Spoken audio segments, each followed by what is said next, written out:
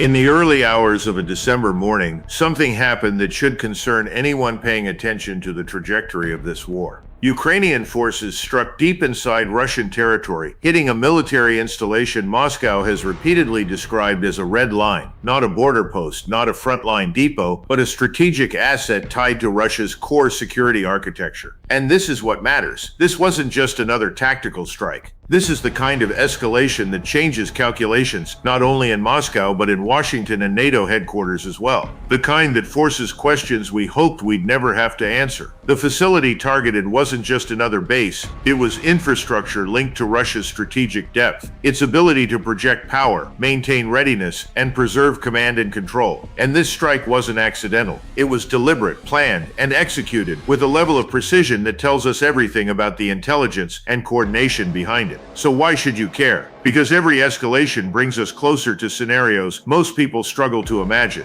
Over the next 40 minutes, I'm going to break down what happened, why it matters more than many analysts admit, and where this could take us next. Let's begin. The target, specifically the facility near Saratov, often referred to as Engels Air Base, is not a forward supply depot, nor a simple field artillery position. It is the inviolable sanctuary of Russia's long-range aviation aircraft like the formidable Tu-95 MS Bear and the supersonic Tu-160 Blackjack strategic bombers. These are the very platforms that deliver the bulk of Russia's long-range precision-guided cruise missiles, such as the K-101s, deep into Ukraine, targeting infrastructure and command centers. These are the crown jewels of Moscow's conventional strike capability. In military terms, this strike represents what we call a counter-force attack on a strategic asset. By using advanced long-range unmanned aerial vehicles, which have been shown to have an operational range far exceeding initial expectations, in some cases over 1,000 kilometers, Ukraine has successfully demonstrated a consistent operational capacity to bypass extensive Russian air defenses and strike at the very heart of the Kremlin's conventional strategic deterrent. This is not an act of desperation. It is an act of strategic messaging and capability demonstration. Kyiv is effectively saying your rear is no longer safe. Your ability to wage war with impunity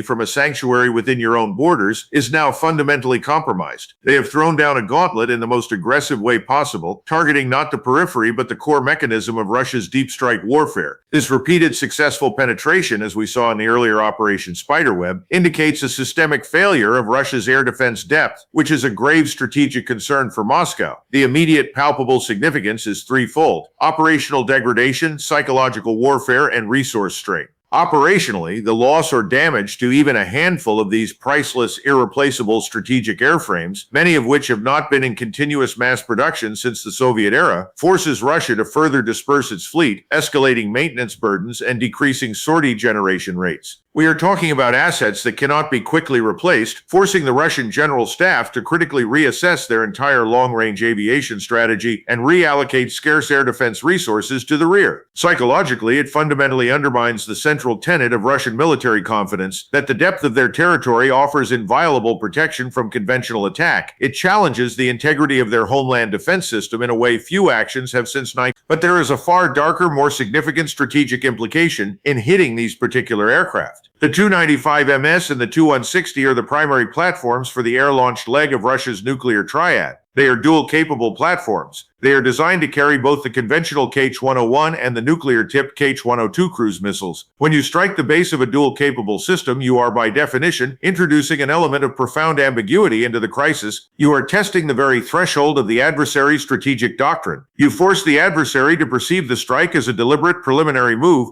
to degrade their nuclear response capability. This action, executed with undeniable precision and audacity, forces us to immediately re-examine the historical context of Russian strategic thinking. It compels us to ask, what are the actual written and unwritten red lines that Kyiv, and more importantly its Western sponsors, are now deliberately erasing? And how does Moscow's deeply ingrained, nearly paranoid focus on strategic parity and the preservation of its nuclear triad dictate its move in this new dangerous game? This deeper strategic perspective must now guide our understanding of the inevitable retaliation. The historical context is everything because it dictates the nature of the crisis. To understand the severity of this strike on Engels or any strategic airbase deep inside Russia, we cannot view it in the vacuum of a 2022-era conflict. We must look at the long, tortured history of Russian and Soviet strategic thinking, a history defined by invasion and existential dread. The guiding principle of Moscow's military doctrine, a principle etched in the trauma of the Great Patriotic War and the anxieties of the Cold War, is strategic depth and the absolute non-negotiable sanctity of its strategic deterrence forces. Historically, Russian strategists have viewed the immense geographical expanse of their nation as their primary and often only reliable defense. Any attack that successfully penetrates this depth, especially one targeting the assets of the long-range aviation, the platforms of their strategic triad, is not seen as a simple raid. It is perceived as an existential failure of the state's defense perimeter. This echoes the profound vulnerability felt during the early days of the Nazi invasion in 1941, a memory that still dictates the paranoia of the Kremlin today. The Russian military is culturally and historically hardwired to view deep penetration as a precursor to annihilation. Let's look at the facts that inform their calculus. The Tu-95 MS and the Tu-160 are the aerial backbone of Russia's nuclear triad. These bombers deploy the Kh-101-102 family of missiles. The Kh-101 is conventional, the Kh-102 is the nuclear variant. They look identical, fly the same profile, and most crucially, are loaded onto the same aircraft at the same air bases. This technical duality is the strategic tripwire. When a deep strike hits angles, the Russian command cannot afford the luxury of assuming the incoming weapon is only conventional. They must react to the possibility that the attack is an attempt to degrade their ability to launch a nuclear response. Russia's official military doctrine has become progressively more hawkish. While the 2020 doctrine emphasized the use of nuclear weapons if the very existence of the state is under threat, reports on subsequent doctrine updates, particularly in late 2024, suggest a dangerous lowering of this threshold. The language is shifting toward authorizing the use of nuclear force against conventional aggression that merely threatens the sovereignty or territorial integrity of Russia or its ally, Belarus. A coordinated drone attack on 5 of Russia's strategic air bases, as we saw in Operation Spiderweb, certainly crosses the territorial integrity line, pushing the military planners to the extreme edges of their pre-approved response parameters. Moscow has tolerated attacks on tactical targets near the border, viewing them as expected friction in a localized conflict. But the sustained, repeated targeting of strategic bomber airfields, the very launch platforms for their strategic deterrent, demonstrates a deliberate, escalating Western-backed effort to undermine their foundational security principle. This steady erosion of sanctuary fuels Moscow's deep-seated sense of encirclement and paranoia, a historical affliction noted by strategists like George Kennan decades ago. This is where the ambiguity of the recent strike becomes a blinding red flare. The consistent escalation, the steady increase in range, and the growing sophistication of these deep drone attacks suggests a deliberate testing of Moscow's threshold, likely with encouragement from elements in Washington and London who dangerously believe Russia's nuclear threats are a bluff. This action is no longer confined to the tactical realm. It is a direct challenge to Russia's strategic credibility. The strategic depth that was meant to protect Russia is now being penetrated, and its core deterrence assets, the dual-capable bombers, are being attacked by inexpensive disposable drones. This intolerable dynamic forces Russia's strategic planners into a terrifying corner. If they cannot deter these deep strikes through their conventional means, what is the next non-conventional step on the escalation ladder that its doctrine forces it to take to re-establish deterrence? The answer to that question lies in the precise, brutal details of the strike itself, which we will analyze next. Let's turn to the cold, hard mechanics of what happened at Engels Air Base. This was not a lucky shot. This was a sophisticated, multi-layered operation, what military planners call an effects-based operation, designed not just for destruction but for demonstration and doctrinal provocation. We are looking at a campaign, not a single raid. The attack, which we now understand is part of a pattern of deep strikes, often codenamed by Kiev as operations like Spiderweb, was reportedly executed by either long-range fixed-wing drones like the Luti, or more audaciously by swarms of smaller, customized first-person view FPV drones, smuggled deep into Russian territory via inconspicuous civilian transport. The mere feasibility of either option suggests a critical intelligence failure within Russia's domestic security apparatus, the FSB. If drones are launched hundreds of kilometers away, it exposes Russia's air defense vulnerabilities. If they are launched from within the country, it exposes the sheer porosity of the Russian state security. Both are disastrous strategic revelations for Moscow. The drones, whether large or small, flew an astonishing distance, over 1,000 kilometers in some cases, bypassing extensive Russian air defense coverage. While Russia maintains a vast layered air defense network, S-300, S-400, these systems are designed primarily to protect against high-altitude manned aircraft and ballistic missiles. They are notoriously less effective at detecting and engaging low-flying small radar cross-section drones that fly complex terrain-hugging routes.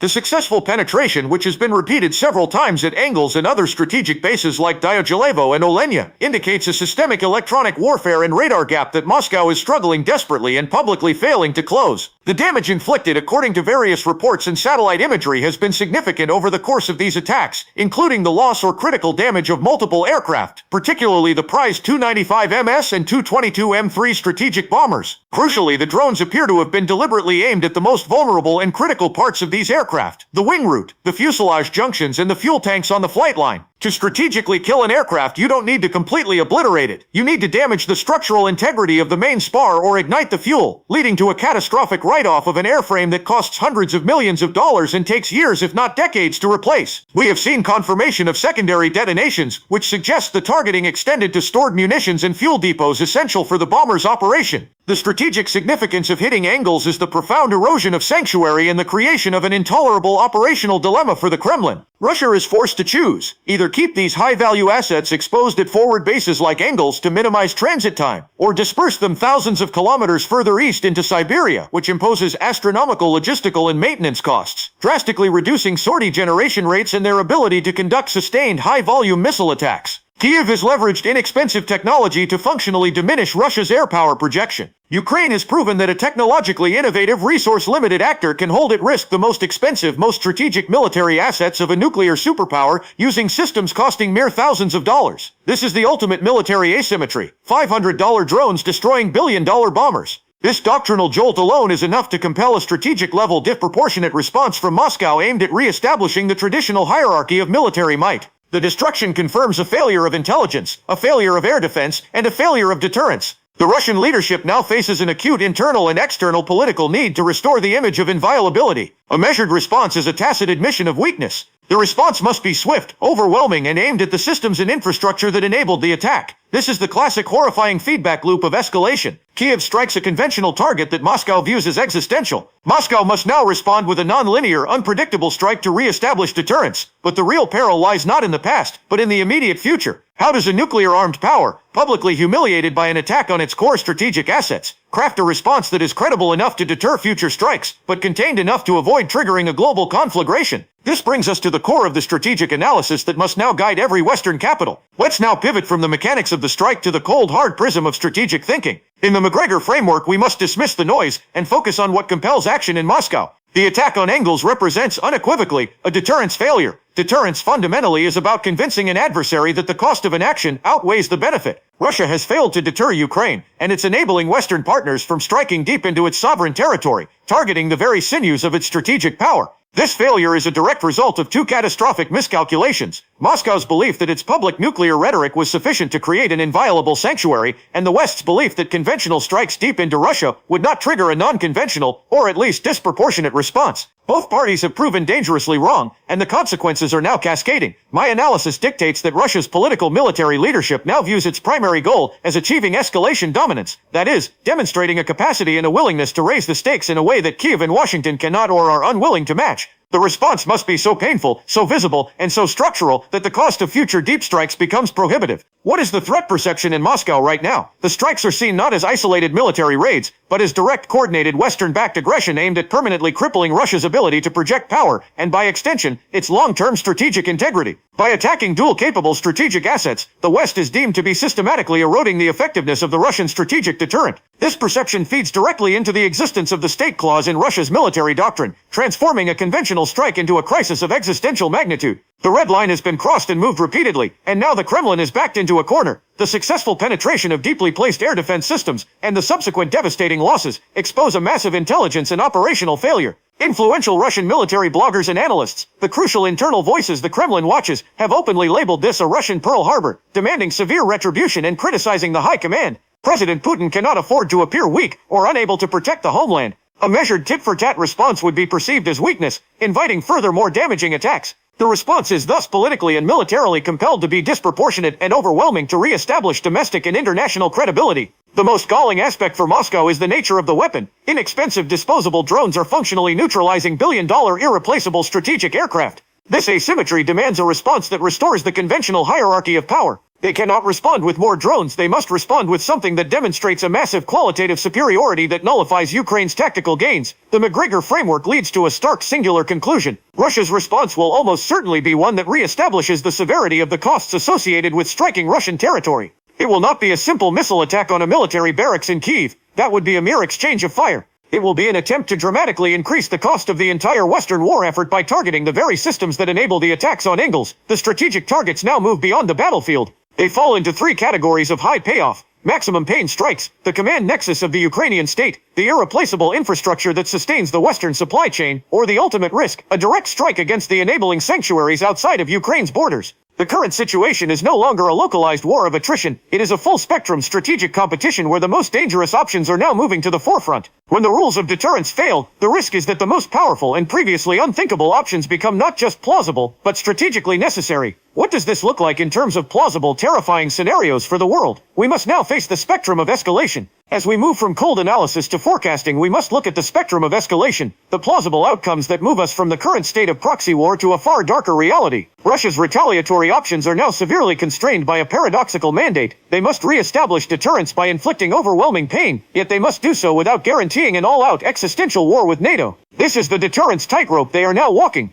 They have been publicly humiliated, and the political compulsion for an overwhelming response is now at a fever pitch. We can identify three primary paths for the Russian response, each carrying an ascending level of risk for global stability. The most immediate and least strategically risky in terms of triggering Article 5 response is a massive concentrated strike against the very infrastructure that enabled the Deep Strike campaign, Ukrainian command, energy and logistics nodes. Expect a simultaneous multi-platform barrage of precision-guided missiles, Kh-101 Calibre Kinsal, and Shahed drones, but focused with a new terrifying precision. Targets would include major railroad junctions in western Ukraine, the choke points for NATO military aid, the key storage depots for Western-supplied munitions which must be identified by improved Russian intelligence, and crucially, Ukrainian intelligence SBU command centers and drone assembly facilities in the rear. These are the source of the strikes on Engels, not simply to punish but to achieve a demonstrable paralysis of the Ukrainian military's ability to reinforce and resupply its frontline. They want to show that for every strategic bomber lost, the entire Ukrainian logistics and intelligence network pays a catastrophic price. This is aimed at restoring the conventional military hierarchy and demonstrating escalation dominance below the nuclear threshold. If Ukraine's air defenses, even with Western aid, can largely blunt this response, Russia's deterrence will have failed twice, forcing them immediately and publicly to consider higher rungs on the escalation ladder. This is the deliberate non-kinetic or semi-kinetic move to engage targets outside of Ukraine's internationally recognized borders, short of striking a NATO member's sovereign territory directly, but close enough to send an unmistakable signal of expansion. This response leverages the shadow war tactics already noted in the intelligence community. It could manifest as a massive increase in GRU-led sabotage and subversion against critical infrastructure and NATO members supporting Ukraine, specifically targeting logistics hubs, transportation networks, railways used to ship arms, and energy pipelines in Poland, Germany, or the Baltic states. Or more provocatively and kinetically, the targeting of NATO reconnaissance assets operating in international airspace or waters, such as shooting down a US or NATO surveillance drone over the Black Sea, or aggressively disabling a key satellite communication node, to demonstrate that the sanctuary for the enablers of the Ukrainian deep strike, the intelligence, surveillance, and reconnaissance ISR architecture, is also forfeit. This directly challenges Washington and forces the question, is the U.S. willing to risk a kinetic exchange over a drone or a train full of spare parts? This tests the credibility and resolve of NATO's internal consensus, the high probability of an inadvertent escalation, where an aggressive maneuver leads to the loss of a manned NATO platform or personnel, immediately triggering immense political pressure for a direct kinetic military exchange. This remains the least likely but most devastating outcome, reserved for a true perception of existential threat, which the strategic base strike targeting the dual-capable platforms comes dangerously close to fulfilling, particularly given the recent reported changes to Russian nuclear doctrine. The updated Russian nuclear doctrine, reportedly approved in late 2024, explicitly includes conventional aggression that poses a critical threat to Russian/Rosian sovereignty and/or territorial integrity as a justification for nuclear use, a lowering of the previous threshold of existence of the state. The destruction of strategic nuclear-capable bomber bases deep inside Russia by a proxy force backed by a nuclear-armed power, the U.S. could be interpreted by a cornered Kremlin as fulfilling this criteria. Not an ICBM, but a demonstrative limited use, perhaps a low-yield tactical nuclear warhead used over an isolated, unpopulated military training ground in western Ukraine, or a high-altitude detonation designed to create a devastating electromagnetic pulse, EMP effect, to cripple all all unhardened electronics across a vast region, to instantly re-establish absolute deterrence by demonstrating an unthinkable capability, shouting across the chasm, "This is where the game ends," guaranteed global political and economic isolation, and the terrifying chance that the use of any nuclear weapon, no matter how limited, breaks the 80-year nuclear taboo and leads to an uncontrolled full-scale NATO-Russian exchange. The strategic base attack ensures that this crisis has moved out of the realm of managed localized conflict. It has become a direct challenge to the core of Russian strategic power. Moscow's leadership now views this not as a proxy war in Ukraine, but as an existential attack by the US-led West. And when a nuclear power feels its strategic deterrent is being systematically degraded, it is compelled by its own doctrine to make a terrifying move to stop it.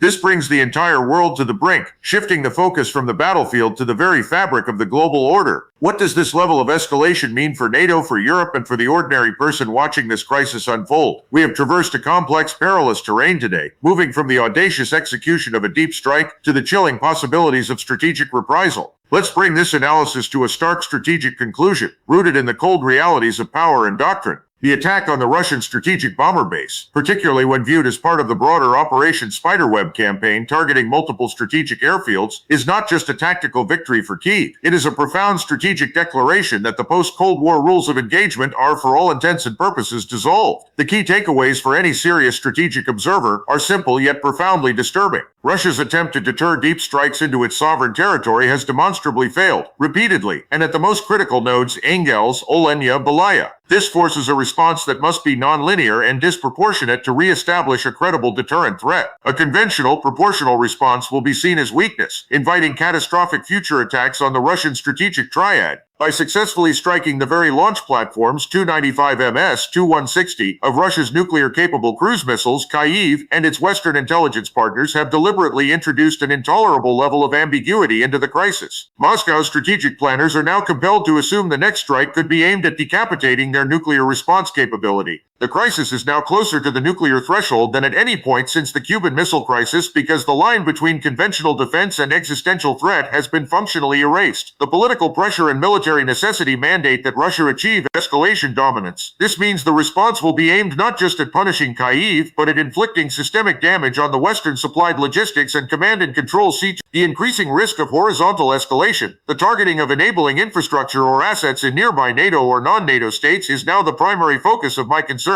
This is the grim reality we must face. The war is expanding, not contracting. It is becoming more destructive, not less. And it is doing so because the guiding political goal in the West, the goal of crippling Russia at minimal cost, is fundamentally incompatible with the strategic reality of confronting a nuclear-armed power in a conflict it views as existential. As a military strategist, I see a nation backed into a corner with its most valuable conventional assets being destroyed by asymmetric means. The response will be designed to change the fundamental cost-benefit analysis for the West. The next few days will be the most dangerous of this entire conflict. Russia has been handed the justification for a massive, terrifying counterstrike, one that will be aimed not just at military capacity, but at the economic and civil lifeblood of Ukraine and potentially beyond. They will seek to paralyze the nation to prove a point that escalating the conflict onto Russian soil brings an unthinkable retribution. The only possible path to de-escalation is a clear-eyed reassessment of the current strategy. We must stop treating this as a game of escalation dominance and recognize it for what it is, a slide toward a potential catastrophe. The continued incremental probing of Moscow's red lines will eventually lead to a response that we are collectively unprepared to manage. We are not at war with Russia, but we are assisting a power that is now actively and successfully attacking the core strategic assets of a nuclear-armed state. That reality demands sober thought, not celebratory headlines. I want to know your thoughts on the strategic implications of this strike. What is the most plausible Russian response from the three scenarios we analyzed: conventional paralysis, horizontal escalation, or tactical nuclear? Do you believe the strategic base attack was a justifiable risk or a reckless gamble that has brought us closer to a global conflict? Share your analysis in the comments below. In the final analysis, remember this fundamental strategic truth: when a great power is cornered, its options shrink, and its willingness to choose the unthinkable dramatically increases. We have pushed Moscow's conventional limits. We must now prepare for the consequences that lie beyond the conventional. Thank you for watching. Be safe, and think strategically.